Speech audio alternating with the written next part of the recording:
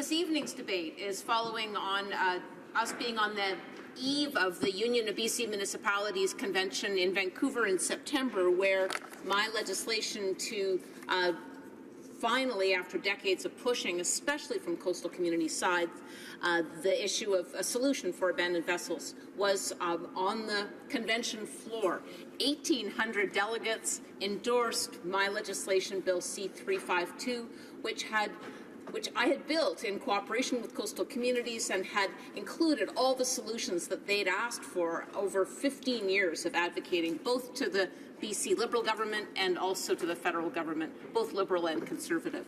As we know, just last week or 2 weeks ago, a number of Liberal majority maneuvers killed the bill, sank it, so to speak, so it didn't even come to the floor for a debate and a vote, which is quite unusual. So my question now to the government is, how will they incorporate into their legislation Bill C-64, the Transport Minister's bill? How will they incorporate all that advice from coastal communities?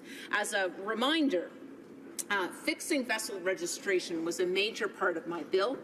Piloting a vessel turn-in program, kind of like we have done successfully in many provinces with old abandoned automobiles, finding incentives and programs to encourage people to turn them in so that they can be recycled and dealt with responsibly. That would be a good way to deal with the backlog.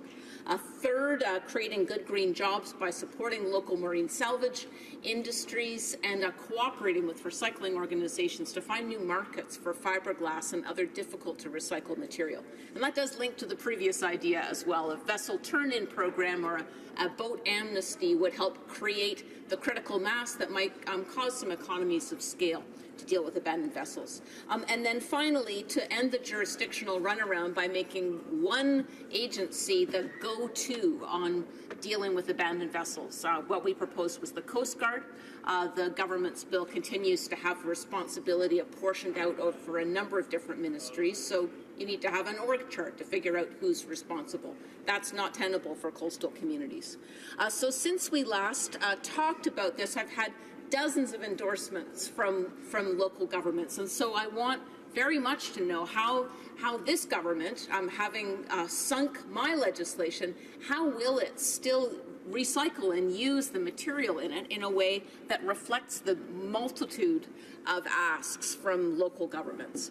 So Islands Trust Council, City of Nanaimo, Town of Ladysmith, City of Campbell River, Regional District of Nanaimo, all endorsed my bill. City of Parksville, City of Victoria, Village of Queen Charlotte up in Haida Gwaii, District of Tofino, District of Oak Bay, the Alberni-Clayoquot Regional District, the Powell River Regional District, the Village of Tassus, District of Ucluelet, Souk, Sechelt, Metchosin, City of Powell River, Township of Esquimalt, District of Kitimat, District of Fort St. James, Town of Burlington in Newfoundland, Township of Nipigon in Ontario, Town of View Royal, District of North Saanich, the list goes on. The call is clear. Local governments need their solutions inserted into this bill. How will the government respond?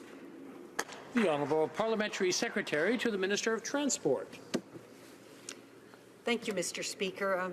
I rise again to reiterate this government's commitment to address the serious problems of abandoned and wrecked vessels that are negatively affecting our coastal and shoreline communities. We know and understand the issues that these problem vessels represent. We have made numerous announcements and launched several initiatives that clearly demonstrate our commitment to addressing these long-standing issues. I would remind the House that when we launched the Ocean Protection Plan just over a year ago, we said we would deliver a national strategy on abandoned and wrecked vessels. And Mr. Speaker, we are delivering. Let me explain how. First, I would like to remind members that in the past year, our government has launched 2 short-term funding programs designed to support the cleanup and removal of legacy abandoned vessels and wrecks. This includes Transport Canada's Abandoned Boats Program and the Department of Fisheries and Oceans Abandoned and Wrecked Vessels Removal Program, which collectively covers all waters in Canada. These two programs recognize that local communities, ports and harbors, and particularly those that are small and remote, often do not have the resources to cover the costs of removing and disposing of smaller abandoned and wrecked vessels. Mr. Speaker, these programs will deliver tangible results.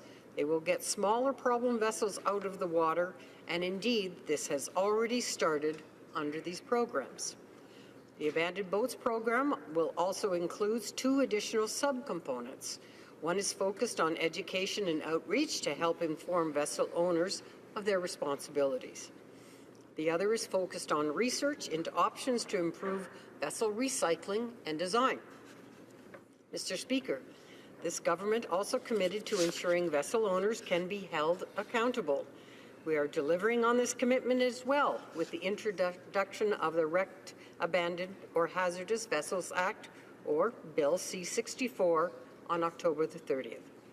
Drawing upon best international practices, this piece of legislation is more robust and comprehensive than anything ever seen previously in Canada.